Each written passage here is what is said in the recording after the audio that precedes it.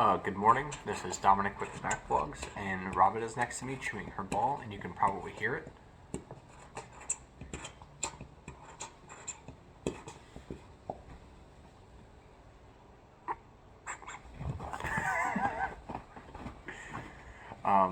This video is about an interesting PS3 game that I played a few weeks ago.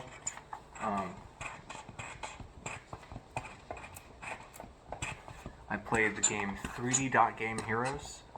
This game is really interesting. And yeah, I'm going to talk about this. So, for those who don't know 3D Game Heroes, I'm not sure who developed it. Developed by Silicon Studio. In the United States, it was published by Atlas, and in Japan, it was published by From Software. So that's really interesting. That's a good bit of trivia for you. What it is, it's kind of like a Legend of Zelda-esque game. I hope that's not like too loud.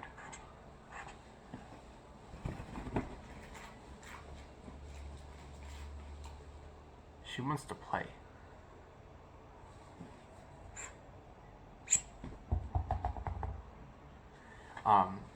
So it's like a Legend of Zelda-esque adventure game, where it's kind of like got like I was talking about like old Legend of Zelda, like where it's like tile-based. You have like an open world. It's got dungeons with puzzles in it. But the catch with this game is that it's obviously in 3D, and it makes a lot of jokes about it being in 3D. This time I made notes for the things that I want to talk about, because I know like in a lot of my previous videos, I just kind of like it takes a long time for me to formulate a thought regarding this subject.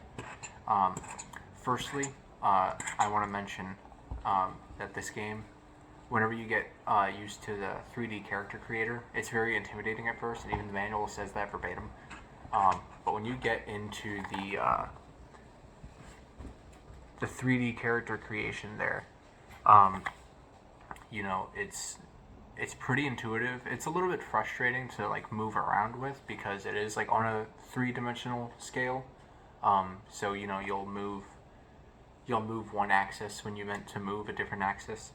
But once you get the hang of it, you can really create something really interesting. For example, I made Ness from Earthbound. I think I took a video of it. If I did, you can see it on screen. But yeah, I think as soon as this game let me make Ness, I was like, yeah, this is awesome, and I'm hooked. I was talking about how it's like very similar to The Legend of Zelda in like style and gameplay and everything.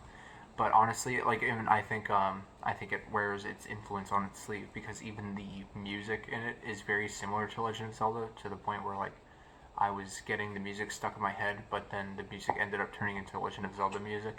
And I was like, okay, well I guess I'm listening to Legend of Zelda music in my head now. Yeah.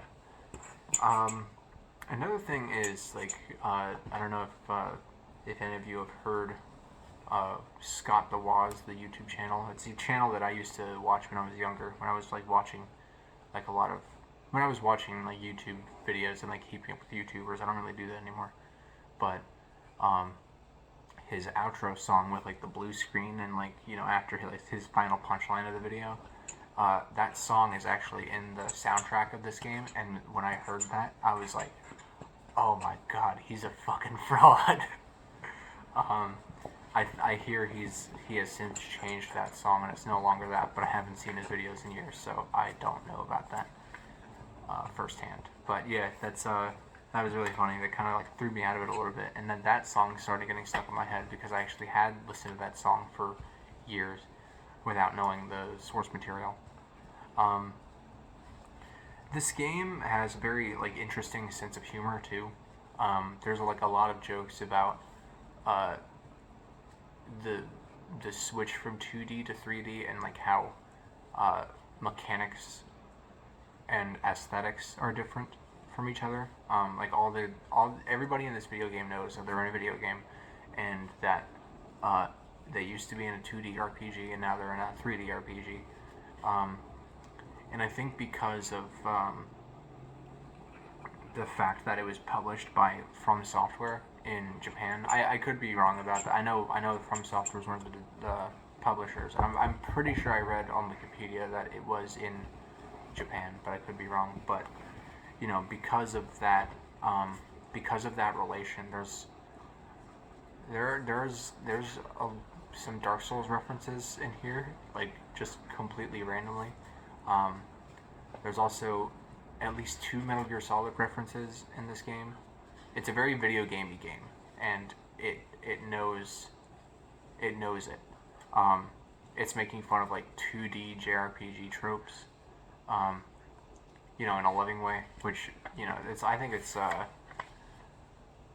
think there's a lot to be said about. You know, I was just talking about the Hundreds of Beavers film. You can tell the people making this game had a lot of fun making it. There's actually, what are you doing? There's a room at some point towards the end of the game in the final area when you're going up to the final boss. It's like a developer room. You know, and I guess like the developers like chose like which sprite they want to represent them as, but like, you know, the text boxes would open up and it's either their name or what I assume is like their nickname in the office or something, and it's just like people saying, oh, I did this aspect of the game, I hope you really liked it, or, you know, I hope you had fun or everything. And I think it was very heartfelt, and they didn't need to do that. I feel like nowadays people don't really, developers don't, and I guess they kind of can't because of shareholders and profits and multi-million, almost billion-dollar budgets. They don't really put their signature on it anymore. But I feel like it's very heartfelt to see, like, whenever there are developers who cared about what they were making and you know, showing that they cared by putting themselves in the game, saying like, I hope you liked the game, I had a lot of fun making it, and I hope you had a lot of fun playing it. But yeah, I think you know, the art style is really interesting. The graphics were really interesting too, because like I was when I booted the game, like the way that it blends you know, like very video gamey 3D graphics with like realistic looking lighting. It kind of looks like Minecraft with advanced shaders on it. Yeah, it looked really interesting. It was I was not expecting the look of the game. That Scott the Woz song is stuck in my head right now. I don't really think I can think of anything more to say. So I guess I'll keep this one short and sweet. But yeah, 3D Dot Game Heroes. It's still pretty expensive to get, and it'll probably stay pretty expensive. When I got it, it was a little over $50. So I don't know if it's like increased in value or decreased in value. I got it like 2 or 3 years ago. So yeah, it doesn't seem like the price of this game ever went down whenever it came out. But yeah, it's like a good 25-30 hour game, and there's a lot of replay value because you know, there's like swords that you can collect like throughout the game, and there's a new game plus as well, so all the swords that you collect throughout the game carry over to the next one, and then you can go back and get more materials to get the rest of the swords. So obviously there's the character creator also, the very intuitive character creator. You can make whatever you want. Dude, some guy made a freaking shark on this thing. You see that? That's cool as hell. Oh, actually, I just saw a chicken on the back of the case.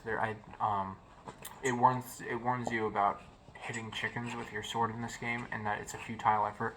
I didn't hit the chickens because I didn't want to fuck around and find out, but I'm guessing that was also a Legend of Zelda reference. So, yeah, there's a lot of fun to be had with this game. There's a lot of replayability with this game, and this, despite the somewhat high price tag of it, it's definitely worth picking up.